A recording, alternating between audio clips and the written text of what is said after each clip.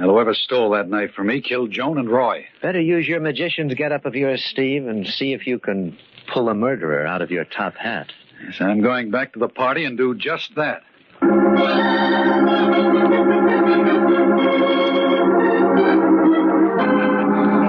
Oh, you must be a real magician. Yes, madam, I'm a successful stockbroker. Same thing. How about another trick? Oh, I'm sorry, but I've concluded my last performance. For a long while, I'm afraid. Steve, I've got something to tell you. What is it? I can't tell you here. Come into the next room. All right.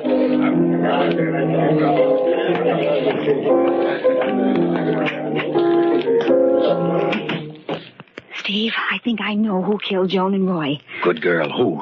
Ben Carter. Are you sure? Practically. I was in the library looking at Joan's body, and I heard somebody in the next room. I turned out the lights and hid behind a large chair next to the fireplace. Did he come into the library? Yes.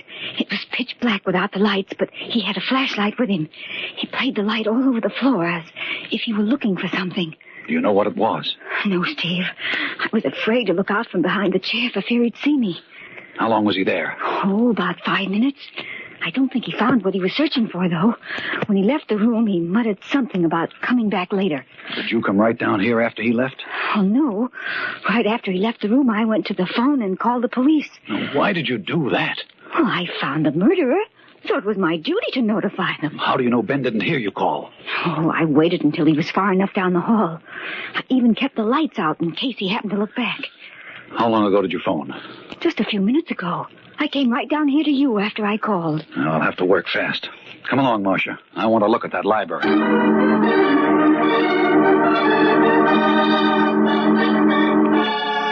Oh, no light showing under the door. Let's go in. Nothing's been touched since I was here. Now, what could Ben have been searching for? Well, perhaps he dropped something when he killed Joan and Roy. Yes, possibly, but what? Steve, look. There. Under that chair near the fireplace. Yes, I see it. What is it? A large black button. I recognize that. Didn't you notice that one of the buttons on Ben's clown suit was missing? Yes, you're right, Marcia. There. Doesn't that prove his guilt? Well, not necessarily. The thing that still interests me is his certainty that my fingerprints are on the handle of the knife that killed Joan. Well, how could it have been used without disturbing your prints? By wearing gloves and using the blade part of the knife for throwing.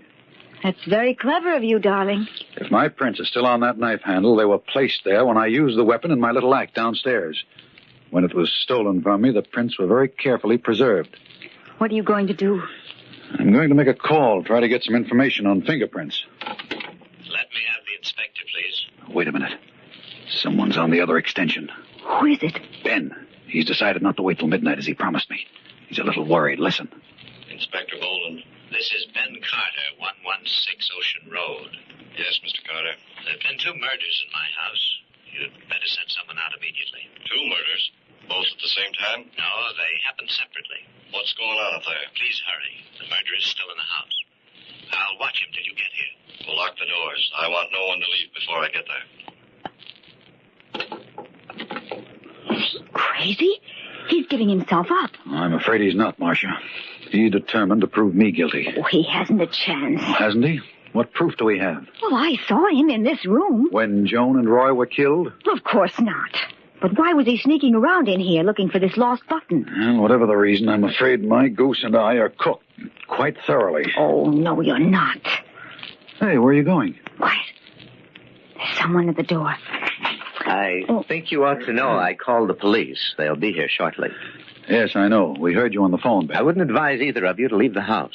Why don't you stop all this pretense, Ben? We know you killed Joan and Roy. Marcia's still loyal to you, Steve. I was behind this chair earlier this evening when you came up here prowling around with a flashlight. Well, why didn't you help me find what I was searching for? Was it this? Yes. Yes, the button from my costume. Please give it to me. Oh, no. This goes to the police.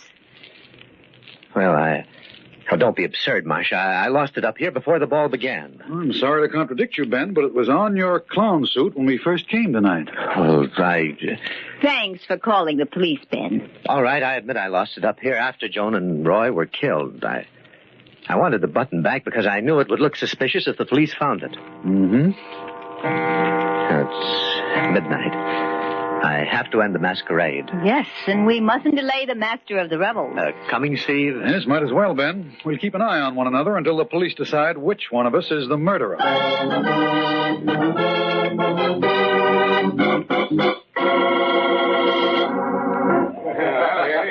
Ladies and gentlemen of the masquerade, the time has come when you must leave the mystery of the unknown and return to the reality of the present. The peasant will become a wealthy man, the clown a respected philosopher, the beggar a statesman. This is the moment. Unmask, please. Ben, the police are in the hall. Take care of them for a minute, Steve. I'll be right back. Oh, I'll give them all the clues they require.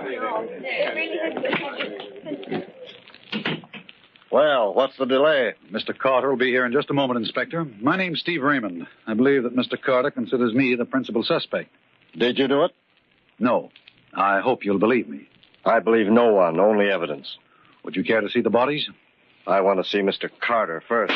Come on, Inspector. That came from the garden. Then that's where we're heading for. Let's go.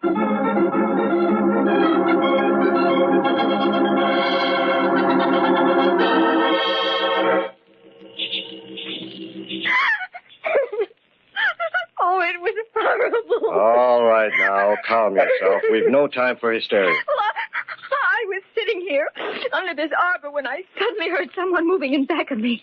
I turned around quickly and saw Ben come toward me. That gun was in his hand. What did he say to you? Oh, his face had sort of a crazy look on it. He told me that I was the only one who could possibly testify against him. He came closest to me and brought the gun down as if to strike me. Did he hit you? No, I dodged the blow and I grappled with him for the gun. Finally, I managed to get possession of it. And I shot him. It was the only thing I could do. Let me see that gun, Mr. Raymond. Here you are, Inspector. Will you hold the flashlight, Mr. Raymond? Surely. Now, just a little fingerprint powder over the butt of the revolver. There we are. Now, do you see the impression? Yes, there are two distinct sets of prints on the butt. Just as I told you, Ben and I fought for the gun. Is your conclusion the same as mine, Mr. Raymond? I'm afraid it is, Inspector. Marcia lied in her story. That's ridiculous, Steve. Don't you see the two sets of prints? That's just it, Marcia. If you and Ben had fought for possession of the gun, the two sets of prints would have been smudged and blurred. Not distinct and clear as they are now. It was very convenient of you to tell that story. Why'd you try to kill this man? Try. He's dead, isn't he? Not quite. Fortunately for him, one bullet missed and the other just creased his scalp. He'll be around shortly and in fine shape to testify against you. This was your second mistake, Marcia. I first became suspicious of your sudden reformation in my behalf when you told me you dialed the police telephone number in the darkened library. I was convinced you hadn't phoned when we listened in on Ben's call to police headquarters. It was obvious from the inspector's reaction that it was the first report of the murders he had had. Watch out, young lady. Don't make me chase you through the garden. I'm not that young anymore. Let go of me. Go of me. Of course I killed him. Joan was a worthless fool trying to take you away from me. I stole your knife and used it the way you guessed I did.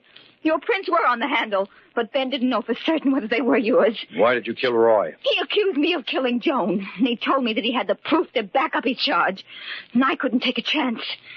If I hadn't locked the door, you would never have guessed that it wasn't suicide. One mistake is all that's needed, young lady. Well, Mr. Raymond, I guess that's about all. Yes, Inspector. I'm afraid the masquerade is over.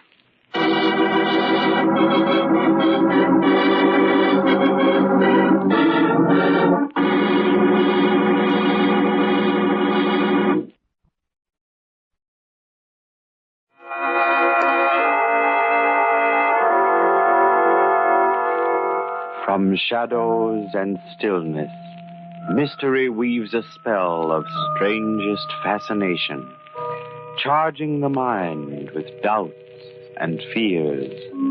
For mystery is a strange companion, a living memory in the haunting hour.